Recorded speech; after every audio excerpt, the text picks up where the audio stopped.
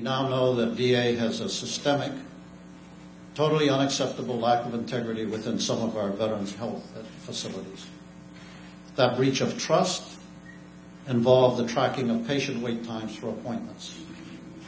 Our initial findings of our ongoing internal review of other large VA healthcare facilities also show that to be true. That breach of integrity is irresponsible, it is indefensible, and unacceptable to me. So given the facts I now know, I apologize as the senior leader of the Department of Veterans Affairs.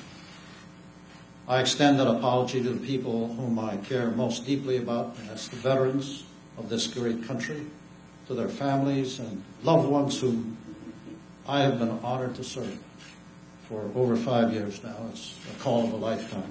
And so I'm just announcing that I'm taking the following actions. I've initiated the process for the removal of the senior leaders at the Phoenix VA Medical Center. We will use all authority at our disposal to enforce accountability among senior leaders who are found to have instigated or tolerated dishonorable or irresponsible scheduling practices at VA healthcare facilities.